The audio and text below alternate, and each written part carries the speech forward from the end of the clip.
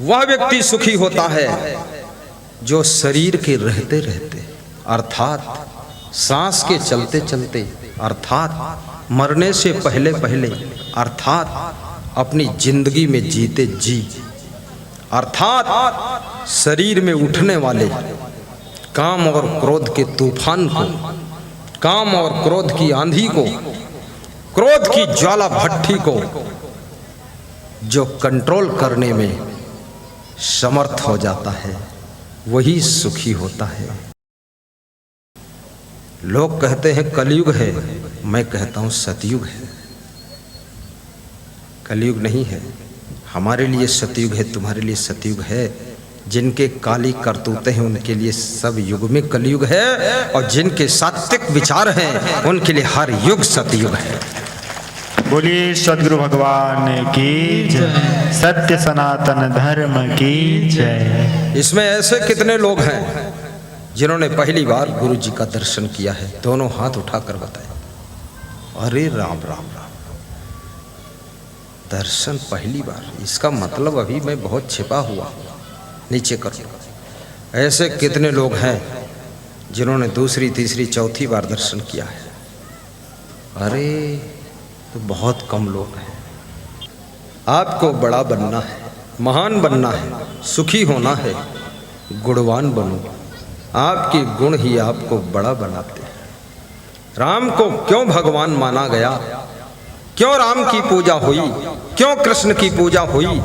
क्यों कबीर की पूजा हुई? क्यों महान पुरुषों का सम्मान हुआ? क्योंकि उनमें भगवत गुण थे, उनमें महान गुण थे।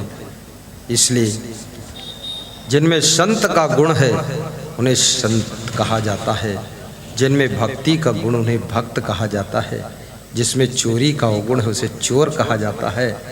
और याद रखना, जिसमें प्रेम का गुण है उसको प्रेमी कहा जाता है, और जिसमें झगड़ने का गुण है उसको झगड़ालू कहा जाता है। जिसमें दान करने का गुण है उसे दानी कहा जाता है, और जिसमें लालच का गुण है उसे लोभी कहा जाता है, लालची कहा जाता है। और जिसमें एक पैसा खर्च करने का मन नहीं उसे कंजूस कहा जाता है। गुण अवगुण से तुम्हें उपाधि मिलती है। सुखी वह है जो अपनी बुद्धि, अपनी भावना यथा योग्य रखता है। नास्ति बुद्धि अयुक्तस्य न च अयुक्तस्य भावना न च अभावयतः शांति अशांतस्य कुतः सुखम शक्नोति है यह सोढ़ुम प्राक शरीर विमोक्षणात् काम क्रोधोद्भवम वेगम सह युक्त स सुखी नरा। कृष्ण कहते हैं वह व्यक्ति सुखी होता है जो शरीर के रहते रहते अर्थात सांस के चलते चलते अर्थात मरने से पहले पहले अर्थात अपनी जिंदगी में जीते जी अर्थात शरीर में उठने वाले काम और क्रोध के तूफान को, काम और क्रोध की आंधी को, क्रोध की ज्वाला भट्टी को जो कंट्रोल करने में समर्थ हो जाता है वही सुखी होता है, और उसे ही योगी कहते हैं, वही संत कहलाता है। ये काम वासना का तूफान जवानी आने पर मनुष्य के शरीर के अंदर खड़ा हो जाता है, और ये क्रोध का ज्वालामुखी सबके अंदर धधक पड़ता है। छोटी सी बात सहन नहीं होती है, लेकिन याद रखना, जो व्यक्ति क्रोध की ज्वाला को करुणा के जल से बुझा देता है और काम वासना की आग को भक्ति और उपासना से बुझा देता है, उससे बड़ा सुखी संसार में कोई नहीं होता है, कोई नहीं होता है। इसलिए वासना की भट्टी में मत जलो, उपासना की भक्ति में डूब जाओ। भोगों में सुख नहीं है। नौजवान बेटी और बेटियों से मैं कहूंगा, राजा भर्तृहरि ने 3 विवाह किए, रानी, पटरानी, महारानी, और फिर भी उनकी मिटी नहीं है रानी। क्यों? भोगों से सुख मिलने वाला नहीं। भोगों की कहानी ऐसी है, एक बीड़ी पियो तो दूसरी बीड़ी पीने का मन होता है। दूसरी पियो तो दूसरे दिन पीने का मन होता है, और फिर दूसरे दिन पियो तो जिंदगी भर पीने का मन होता है। और जब बीड़ी कोई छुड़ा दे तो कहे तो पेट फूलता है। जब बीड़ी नहीं पीते थे न पेट फूलता था न गाल फूलता था। अब पेट फूलता है और नाक से धुआं निकलता है। बीड़ी पीते हैं, मुंह से धुआं खींचते हैं और नाक से धुआं फेंकते हैं। धुआं पीता कौन है? क्योंकि धुआं भरने के लिए कोई गुब्बारा अंदर है ही नहीं। जब धुआं खींचकर अंदर ले जाते तो अंदर बैठा हुआ आत्मा रूपी परमात्मा तुम्हें डांटता है, ये धुआं क्यों लाया अंदर? तो बाहर फिर निकल जाता है नाक से। इसलिए बीड़ी मत पियो, गांजा भी मत पियो। गांजा जो जन पियते हैं जियत बहुत दिन नाय।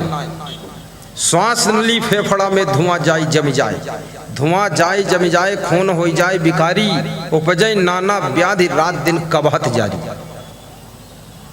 एक दो के नहीं नेत्र कितनों के रांझा, और बुद्धि का किया विनाश, छोड़िए पीना गांजा, छोड़िए पीना गांजा। पान न प्यारे खाइए सुन लीजिए करी कान, मसूड़ों में मैल जम करत दंत की हान। करत दंत की हान जान जन इसे न पाते, थूक थूक थल तथा वस्त्र निज लाल बनाते। बेमतलब ही बे बढ़े हो हिया हैरान, याते प्यारे छोड़िए आज से खाना पान।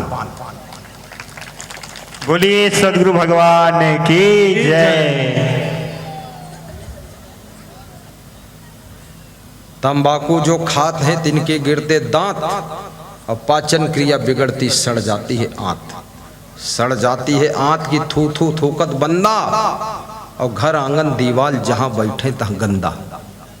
थोड़े में कह दिया दोस्त ज्यादा क्या आंकू, और जल्दी दीजिए छोड़ यार खानी तंबाकू। बोलिए सदगुरु भगवान की जय। पूज्य सदगुरु राष्ट्रीय संत संग देव की जय। शक्नोती है या शोभ प्राक शरीर विमोच छड़ा, काम क्रोधोद्भवम बेगम सह युक्ता स सुखी नरा। जिस समय आपको क्रोध आता है, क्रोध हमेशा प्रतिकूलता पड़ने पर आता है। जब आपके अभिमान को ठेस लगती है, अहंकार का छोटा भाई क्रोध लड़ने के लिए खड़ा हो जाता है। नम्रता से अभिमान की मृत्यु होती है, करुणा से क्रोध की मृत्यु होती है, सहनशीलता से, गम खाने की आदत से क्रोध ठंडा हो जाता है। क्षमा करने का स्वभाव क्रोध को करुणा में बदल देता है। इसलिए स्वयं से गलती हो जाए क्षमा मांग लेना, दूसरों से गलती हो जाए थोड़ा क्षमा भी कर देना। कभी धन की हानि होगी उसे भी सहन करना। कभी लोग तुमसे प्रेम कम करेंगे, प्रेम की हानि हो जाएगी, उसको भी एडजस्ट कर लेना, दुखी ना होना। कभी सम्मान की हानि होगी, आपका लोग सम्मान नहीं करेंगे, उसमें भी अपने मन को समझा लेना। दुनिया किसी तरह से तुमको दुखी करना चाहे, दुखी मत होना। याद रखना, दुनिया का स्वार्थ जब हल होता है तभी ये दुनिया तुम्हारी वाह वाह करती है, और जब दुनिया का तुम स्वार्थ नहीं हल कर पाते हो तो दुनिया तुमको भूल जाती है, दुनिया तुमको भूल जाती है। तब तुम्हारा मन दुखी हो जाता है कि अब हमारा कोई ख्याल नहीं करता है। नेकी कर नदी में डाल, अच्छा करो लेकिन नदी में डाल दो। भूल जाओ किसके साथ हमने क्या अच्छा किया था, और किसी के साथ बुरा करने का सोचो भी मत। फिर तुम्हारे लिए कोई कांटा बोएगा तो तुम्हारे लिए फूल हो जाएंगे, और जो तुम्हारे लिए कांटा बोएगा उसके लिए भाला हो जाएंगे। जो तोको कांटा बोए ताहे बोए तो फूल, और तोको फूल के फूल हैं वाको है त्रिशूल, उसके लिए त्रिशूल बन जाएंगे। तुम्हारी करुणा, तुम्हारी सहनशीलता, तुम्हारी क्षमा भावना दुख के कांटों को सुख के फूलों में बदल देती है। तुम्हारी महानता, तुम्हारी सज्जनता, शालीनता, शिष्टता, सभ्यता, मर्यादा तुम्हें महान बनाती है, तुम्हें सुखी कर देती है। गुरु से गुरु मंत्र भी सुनना, निगुरा बनकर मत रहना। आज हमारे पास में बालागंज से एक भक्त आए थे। दोनों भाइयों ने गुरु मंत्र लिया, भतीजे ने गुरु मंत्र लिया, उनकी पत्नियों ने गुरु मंत्र लिया। माँ उनकी दूसरी जगह गुरु मंत्र ले चुकी थी। तो मैंने कहा, माता जी गुरु मंत्र में या तो सुनो मंत्र या तो निकलो बाहर। बोले दूसरे गुरु से सुन सकते हैं।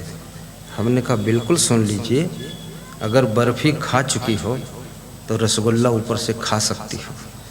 तो बोले कोई हर्ज तो नहीं है। हमने कहा पचाना पड़ेगा, हर्ज काहेगा। एक गुरु को निभाओ, दूसरे गुरु को भी निभाओ।